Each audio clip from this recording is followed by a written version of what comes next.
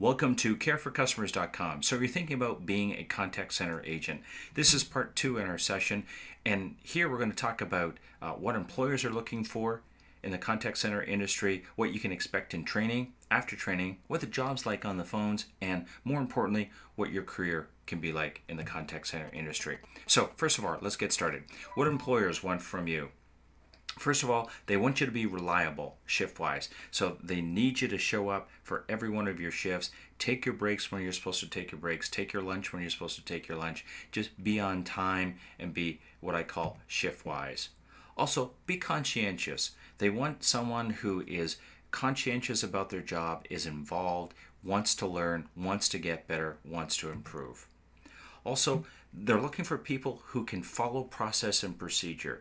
It is very important in a call center industry that things are done in a very specific way. So you'll find there's a lot of processes and a lot of procedures. So following them can be beneficial for you. Also, show empathy and care to customers. Obviously, you're going to be dealing with customers an awful lot, and caring for them and making sure that you understand the challenges that they're having can only help you inspire greater customer care, but also help your job as well. Accept feedback from supervisors. They're going to give you some tips, some hints, some constructive criticism along the way to help you get better. So be accepting of that feedback. Also, putting your timesheets on time. This is very important because this is how you get paid. So making sure that you log your time and get that information in for processing helps you get paid and helps your company understand what their costs are. Don't steal time. And what I mean by that is if you get paid for 7 hours of a day, make sure that you're able to put in those full 7 hours for your employer. Don't cut 5 minutes off by coming in late or leaving early. Just give them the full time that they have asked you to give. Also, don't lie. If you've got problems within the job, make sure that you talk to your peers or your supervisor. Tell them the full truth, and that will only be beneficial to you. Also, be nice. Be nice to your customers, be nice to your peers, be nice to your supervisors. It makes the job that much easier. So what will your job be like in training? Let's talk about that. If you're working in countries like India or the Philippines, you may have to go through some language training to support North American customers. And this is language training that will help you pronounce different sounds within the English language, improve your overall vocabulary, and this might be 3 to 4 days in total. After that, you'll go into product or service training. This is where you'll understand what the product is that you're supporting, what the services that you'll be looking after. And then from there, you'll do system training. So working with the computer, how you find information, what applications you use to get certain data, and what applications you use to update customer accounts. So in most cases, training is 1 to 4 weeks. Make sure that you get paid for training. There is no reason why companies cannot pay new employees for training. So ask that question up front and make sure you're very clear that you're getting paid for training. And also, as you go through training, you're going to get tested. Probably every other day there's going to be a short quiz, a test of some sort. Make sure you know that material. If you're not sure about it, take it home, study it at night, because you want to do well in training. Training gets you onto the actual job. Also, show up every day. You can't afford to miss a day of training because your trainer can't afford to spend extra time with you going through the material that you miss. And it's very difficult, especially in systems training, to try and catch up if you miss a day. Be there for every day of training.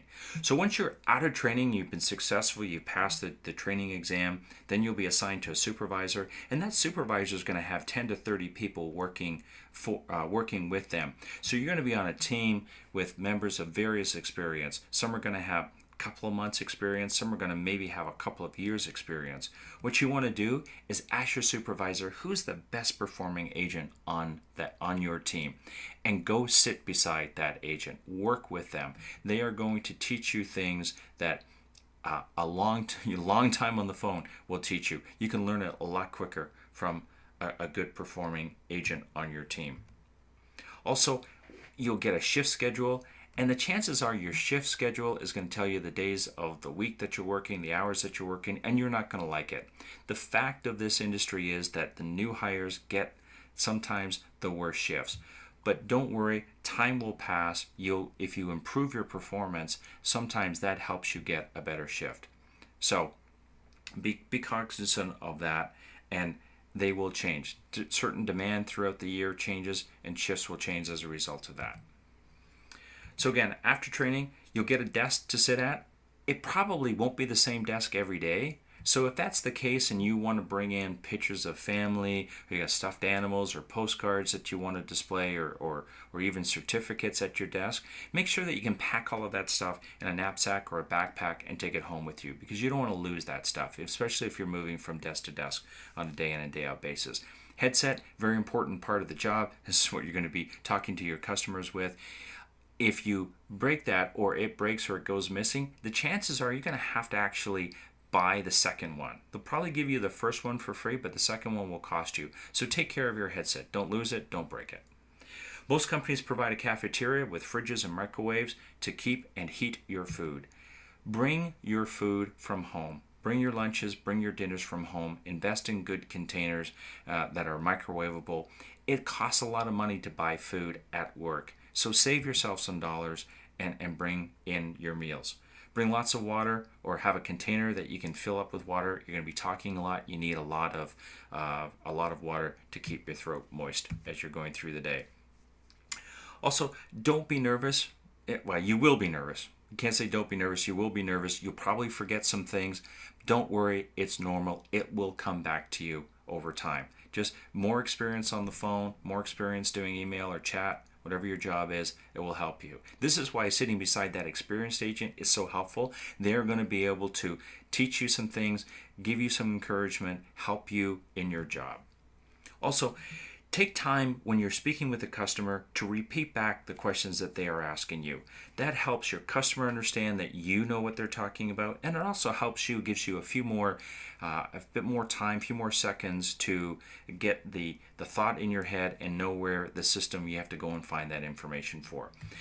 And also remember that most of the time calls are recorded. So your conversations with your customers are recorded. Your supervisor is going to be listening to those calls to help give you some improvement tips along the way. And they're also going to be managing your performance. So if you're having difficulty in certain areas, make sure you talk to your supervisor and say, geez, you know what, I'm just not very good at finding this information. I'm not very good at controlling the call. Your supervisor is there to help you. So after all of this, what's in it for you? Well, first of all, the contact center is a very good place for a number of bonuses and incentives. Sometimes demand gets pretty heavy, and so companies will provide cash bonuses or prizes or incentives, free meals, pizza, things like that. So it's a good for that. Also, it's a great opportunity to learn about different companies, different processes, different products, and you can take that learning opportunity with you for the rest of your career. Also, faster promotions. Call center industry, or the contact center industry, is growing, so you get faster promotions as you work your way up. And different promotions can get you into different career choices, such as if you want to be a supervisor of the agents, if you want to go into training, if you want to go into quality or reporting, maybe even forecasting and scheduling. Very important job in the contact center industry, or maybe further on into IT and business development. It's wide open for those people who work hard and learn the different aspects of the industry. So and what this really turns into is a rapid opportunity to earn a lot more money. Again, you got to be willing to work hard and learn all the different aspects of the job. So hopefully some of this has helped you. I wish you great success in your career. Work hard, learn everything you can, and good luck.